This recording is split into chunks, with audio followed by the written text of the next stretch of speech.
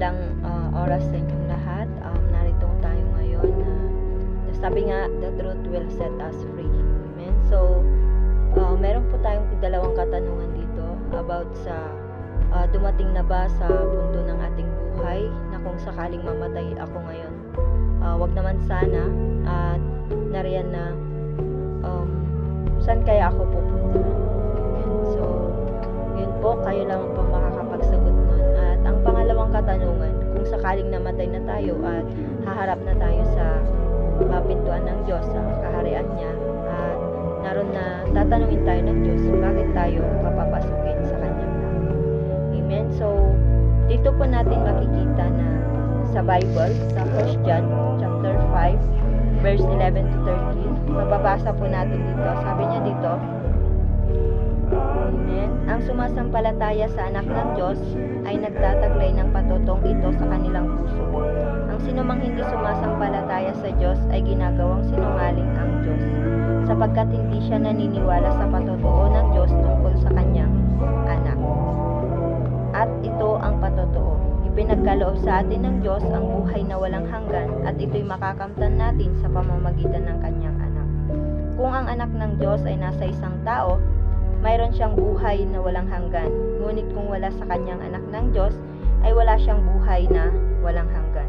Isinusulat ko ito sa inyo upang malaman ninyo na kayong sumasampalataya sa anak ng Diyos ay may buhay na walang hanggan. Amen. So dito po natin makikita na hindi lang po tayo sumusuntok sa hangin, na habang narito tayo sa mundong ito, ay naroon na nagkakaroon tayo ng time na nagkakaroon tayo ng doubt kung saan tayo pupunta. Pero dito sa book ni John, pinapasigurado sa atin na meron tayong buhay na walang hanggan.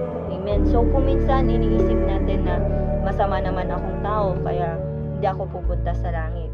Amen. Pero dito po natin nakikita na meron pong tatlong dahilan kung bakit ang tao ay naroon na kailangan natin ang tagapagligtas. Una, lahat tayo ay makasalanan.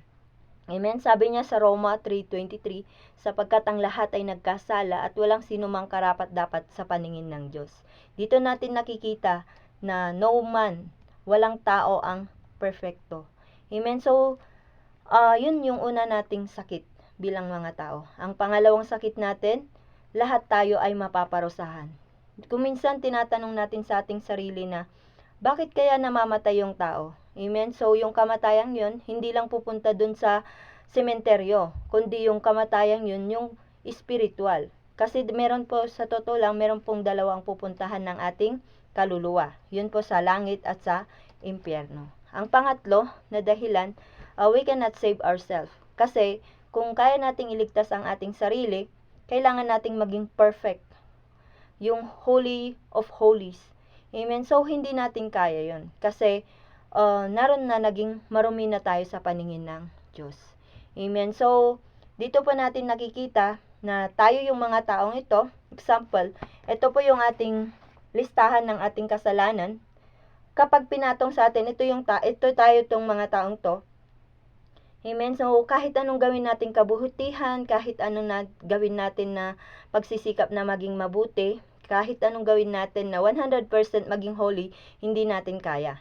Kasi, kung ililista yung kasalanan natin sa maghapon, ay napakalaki na po, kulang pa to, lalo na sa araw-araw nating pamumuhay. So, dyan po natin nakikita na ang Diyos mismo ang gumawa ng kaparaanan.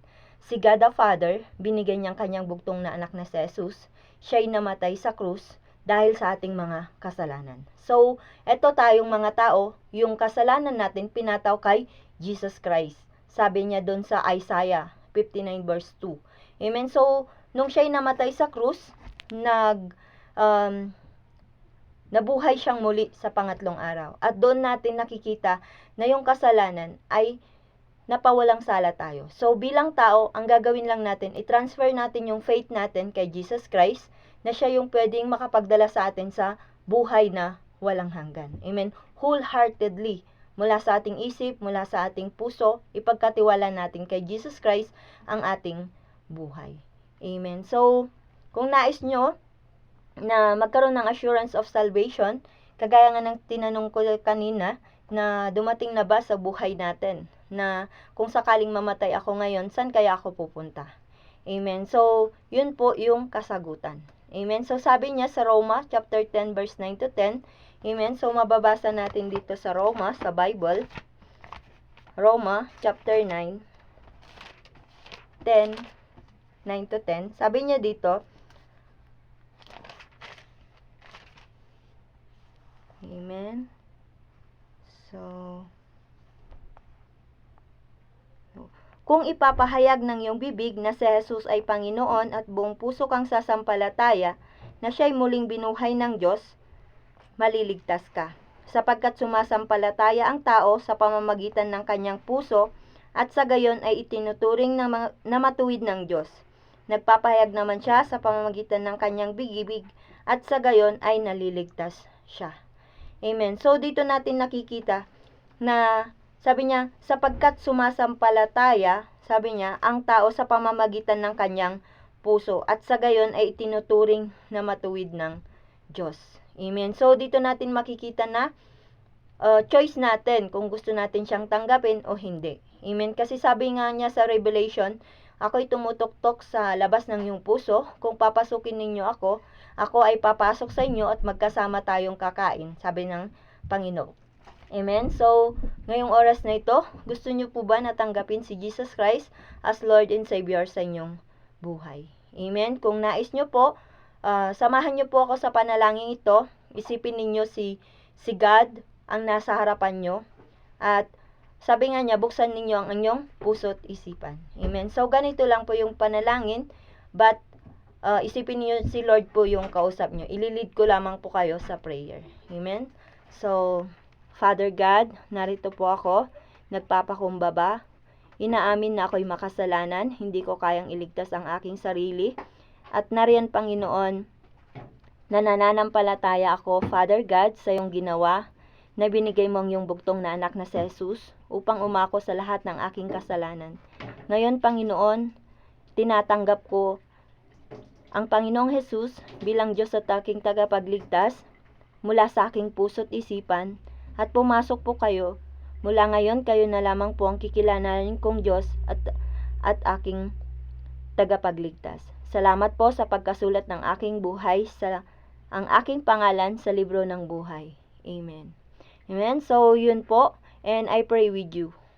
Yes, Father God, sino man pong tumanggap sa oras na ito, ako'y nananampalataya, Panginoon, na patuloy, O God, na ikaw, O God, ang siyang magpadama sa kanila ng iyong banal na Espiritu, Panginoon. Patuloy, God, na ikaw ang siyang magbigay sa kanila ng desire to pray, desire to meditate your word, desire to fellowship, O Lord God, desire for the Sunday service, and desire to share the good news, O Lord God. Salamat po, Ama. Ikaw lamang siyang mapapurihan, madakila, Panginoon, at patuloy na maranasan nila ang iyong kapangyarihan, Panginoon. In Jesus' name, Amen and Amen. Praise God.